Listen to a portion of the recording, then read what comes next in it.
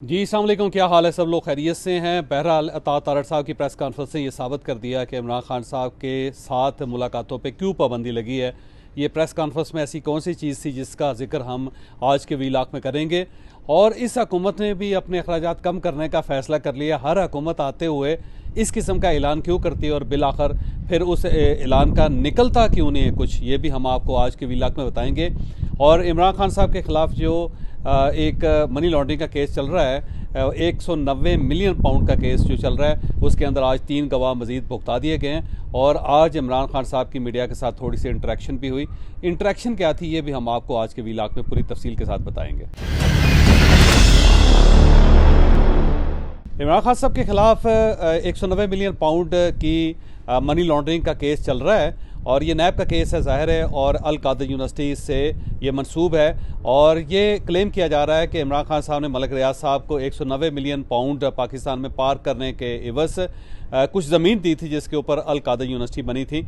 ये केस क्योंकि मसलसल अदालत के अंदर ज़ेर समात है, आज 3 गवाह इस केस में भुगताए गए हैं और ये तीनों गवाह जो हैं इनका ताल्लुक नैब के साथ है। जब इमरान खान साहब का केस स्टार्ट हुआ तो उससे पहले ज़ाहिर है उनके वकला ने जाना था, लेकिन उनके वकला को अंदर दाखिल नहीं होने दिया जा रहा था। बड़ी मुश्किल से वकला ने उनको कायल किया कि अंदर केस है, हमारी हेयरिंग है, हम अगर नहीं होंगे तो फिर ये केस कैसे चलेगा। तो फिर वकला को अलाउ किया गया। फिर मीडिया पर्सनस जो ज़ाहिर है इस किस्म के केसेस को कवरेज करने के लिए अंदर जाते हैं, उनमें से सिर्फ 5 रिपोर्टर्स को इजाज़त दी गई जो आज इस हेयरिंग का हिस्सा थे, वो अंदर गए।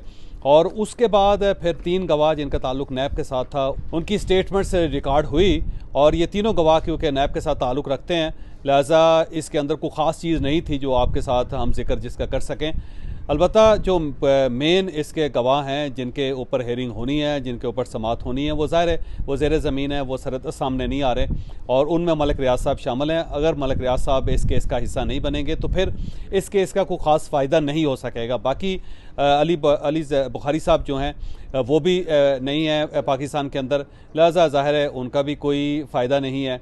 तो फिर ये केस जो है मेरा नहीं ख्याल के कोई मंतकी नतीजे पे पहुंचता हुआ मुझे नज़र आ रहा है। तो अब ज़रा इसी तरह इस केस का फ़ैसला भी हो जाएगा जैसे पिछले केसेस का फ़ैसला हुआ। तो फिर अल्टीमेटली इमरान खान साहब एक अच्छे वक्त का इंतज़ार करेंगे। जब अच्छा वक्त आएगा तो उसके साथ ही इनकी इस केस के अंदर भी ज़मानत हो जाएगी। तो ये एक जो सिलसिला है वो चल रहा है, जो ज़ाहिर है जो किसी ख़ास नतीजे पे मुझे पहुंचता हुआ नज़र नहीं आता। अलबत्ता सज़ा इमरान खान साहब को इस केस के अंदर भी हो जाएगी। लेकिन जब 3 सज़ाएँ इमरान खान साहब को पहले हो चुकी हैं तो एक सज़ा और से ही क्या फ़र्क पड़ता है उससे। बहरहाल इमरान खान साहब को उम्मीद है कि इस केस के अंदर भी उन्हें सज़ा होगी। बहरहाल आज जब इमरान खान साहब अदालत के अंदर आए और मीडिया के साथ उनका इंटरेक्शन हुआ तो इमरान खान साहब ने कहा कि जो धांधली हुई इलेक्शन के अंदर उसके ख़िलाफ़ हम सुप्रीम कोर्ट ऑफ पाकिस्तान से रब्ता कर रहे हैं। तो सुप्रीम कोर्ट ऑफ पाकिस्तान जाएंगे और वहाँ पे हम अपना केस लड़ेंगे और हमें उम्मीद है कि सुप्रीम कोर्ट ऑफ पाकिस्तान बल्कि चीफ जस्टिस ऑफ पाकिस्तान हमारा केस बड़ी हमदर्दी से सुनेंगे और हमें वहाँ से रिलीफ मिलने का चांस है। फिर उन्होंने ये भी एतराज़ किया कि मेरे ऊपर पाबंदी लगा दी गई है कि मैं ना अपनी फैमिली से मिल सकता, ना अपने वकला से मिल सकता, ना अपनी पार्टी से मिल सकता, ना मीडिया से मिल सकता। ये एक फस्तायत है जिसका मैं निशाना बन रहा हूँ और मुझे जानबूझ के जेल के अंदर इस किस्म की कंडीशन में रखा जा रहा है ताकि बाहर लोगों को पता ना चल सके। जो ज़ाहिर है इमरान खान साहब की बात दुरुस्त है। फिर उसके बाद गौहर खान साहब जब बाहर आए तो उन्होंने मीडिया से बात करते हुए ये कहा कि हमने हुकूमत के साथ अपने दरवाजे डायलाग के बंद नहीं किए, हम आज भी गवर्नमेंट के साथ डायलाग करना चाहते हैं, लेकिन गवर्नमेंट मुज़ाकरात के अंदर सीरियस नहीं है। गौहर खान साहब का ये कहना था कि अब अगर आप केयर टेकर गवर्नमेंट देखें और उसके बाद इस गवर्नमेंट को देखें तो दोनों एक ही गवर्नमेंट का चरबा लगते हैं। ऐसा लगता है कि केयर टेकर गवर्नमेंट है जिसे एक्सटेंड कर दिया गया है। तो जब इस किस्म की गवर्नमेंट होगी तो फिर उसके साथ क्या मुज़ाकरात हो सकते हैं या उसका क्या फ्रूट निकल सकता है। फिर उनका ये भी कहना था कि हमें एहतजाज नहीं करने दिया जा रहा, पार्लियामेंट के अंदर हम आवाज़ उठाना चाहते हैं तो वहाँ पर हमें आवाज़ उठाने दी जाती।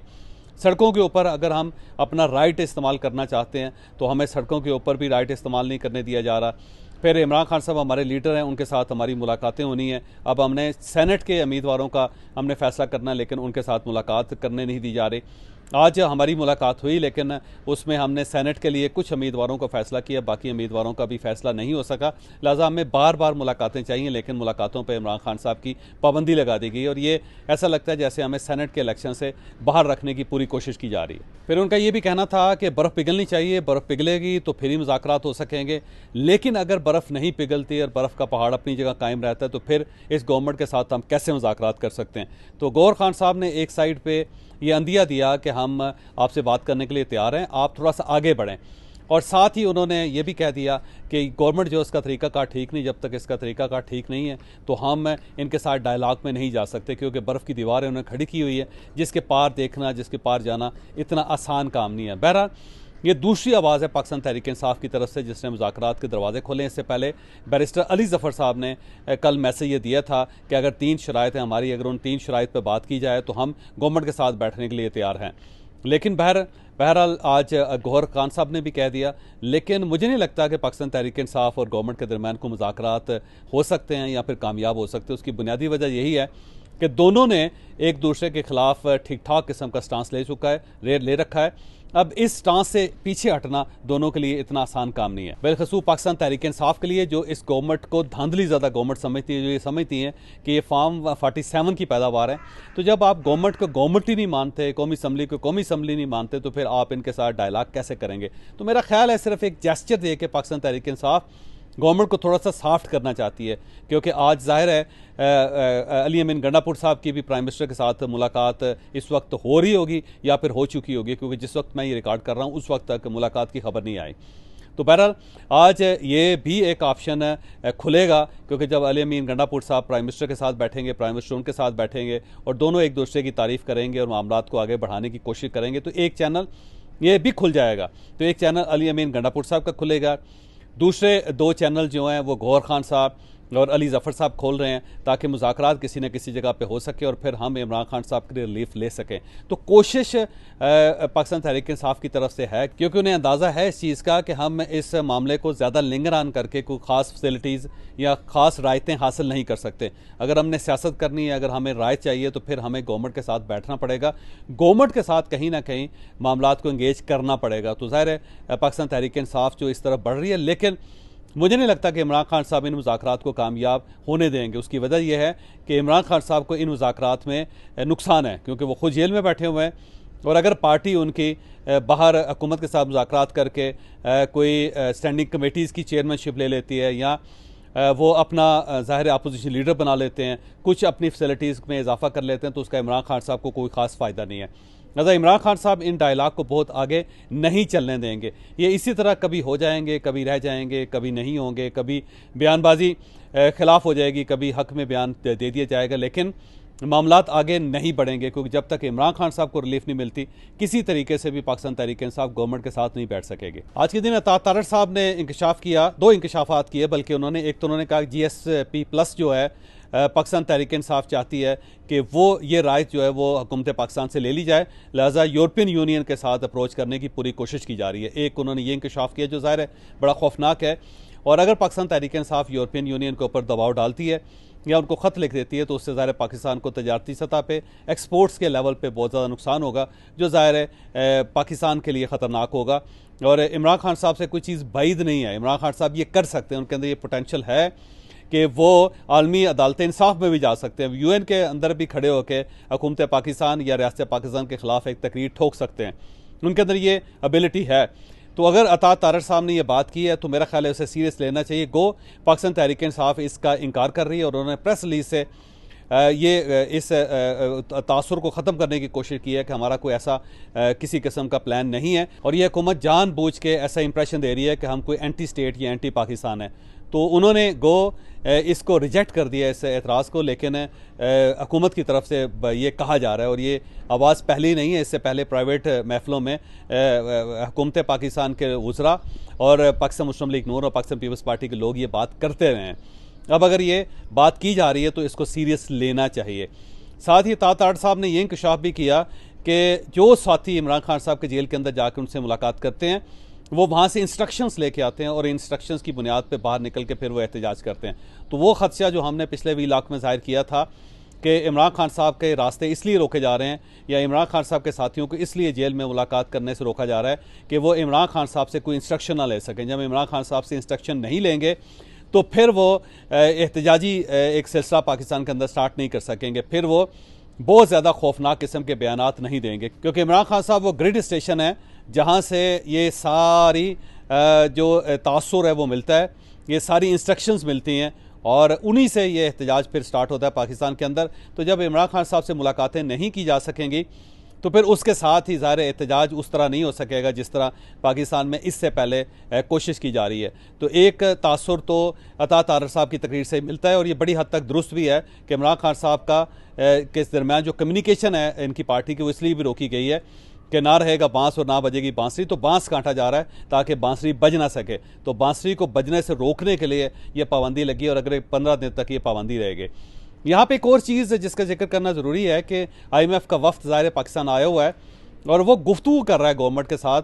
तो गवर्नमेंट नहीं चाहती कि इस दौरान कहीं वो IMF का वफ्द ये ना कह दे कि हम इमरान खान साहब से मिलना चाहते हैं। जिस तरह पिछली बार जब ये एग्रीमेंट हुआ था तो उस वक्त IMF ने ज़मान पार्क में जाके इमरान खान साहब से गुफ्तगू की थी, मुलाकात की थी और उनसे पूछा था कि अगर हम ये हुकूमत पाकिस्तान के साथ एग्रीमेंट कर देते हैं और इमदादी चेक हम जारी कर देते हैं तो क्या पाकिस्तान तहरीक इंसाफ इसकी इजाज़त देगी या नहीं देंगे। इमरान खान साहब ने उस वक्त भी रिजर्वेशंस का मुजाहरा किया था, लेकिन साथ ही उन्होंने प्रेस रिलीज़ जारी करके कहा कि हमने IMF से कहा है कि आप पाकिस्तान को कर्जे ज़रूर दें, हम स्टेट के ख़िलाफ़ नहीं हैं। लेकिन उस वक्त इमरान खान साहब ने ये इंप्रेशन दिया कि अगर पाकिस्तान को कर्जा मिल रहा है तो वो मेरी मेहरबानी से मिल रहा है, अगर मैं ना चाहता तो पाकिस्तान को IMF कर्जा ना देता। तो IMF के बारे में आज भी पाकिस्तान तहरीक इंसाफ का यही दावा है। तो एक ख़तरा ये भी था कि कहीं ऐसा ना हो कि IMF का वफ्द ये डिमांड कर दे कि हम इमरान खान साहब से जेल के अंदर मुलाकात करना चाहते हैं और वहाँ पे इमरान खान साहब कोई इस किस्म की बात ना करते जिससे ये जो एग्रीमेंट्स है ये दरमियान में रुक जाए।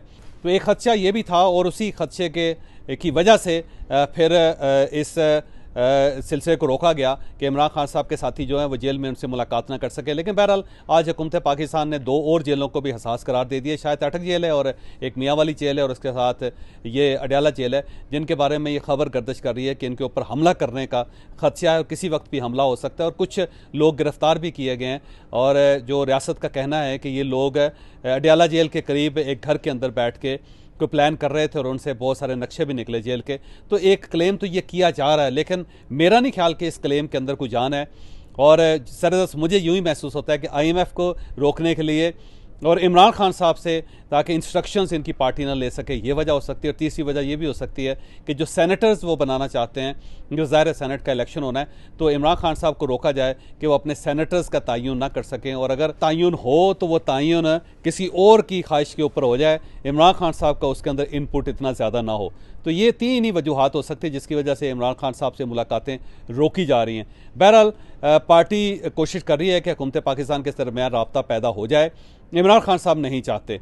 और इसके साथ साथ पार्टी की पूरी कोशिश है कि फौरी तौर पर सुप्रीम कोर्ट ऑफ पाकिस्तान जाके वहाँ से रिलीफ लिया जाए। जैसे कि आज पेशावर हाई कोर्ट में भी पाकिस्तान तहरीक इंसाफ का केस चल रहा था, लेकिन अब ख्वाहिश इमरान खान साहब की है कि सुप्रीम कोर्ट ऑफ पाकिस्तान जाया जाए। तो इमरान खान साहब की इंस्ट्रक्शन पे अब party supreme court of Pakistan से रब्ता करेगी। तो ये कुछ डेवलपमेंट्स हैं जो आज के दिन हम आपको बताना चाहते हैं। मैं इस वक्त इस्फहान शहर में हूँ, इंतहा दर्जे का खूबसूरत शहर है। आपको मैं बता नहीं सकता जितना खूबसूरत शहर है, जितना इसका कल्चर अच्छा है, जितनी इसकी हिस्ट्री है, जो इसका एम्बियंस है, जो शहर के अंदर कंस्ट्रक्शन हुई है, जिस तरह इस शहर के रेस्टोरेंट्स हैं और जिस तरह इसके होटल हैं, इंतहाई खूबसूरत है। मैं पूरी डिटेल के साथ जो ट्रैवल विद जावेद चौधरी, हमने एक नया चैनल बनाया ट्रैवल का, उसके अंदर इस्फहान के बारे में भी आपको पूरी डिटेल बताऊंगा। वैसे आप एहतियातन ट्रैवल विद जावेद चौधरी को इसी वक्त सब्सक्राइब कर लें। एक नया चैनल है जिसके अंदर हम टूरिज्म से रिलेटेड चीज़ें अपलोड किया करेंगे।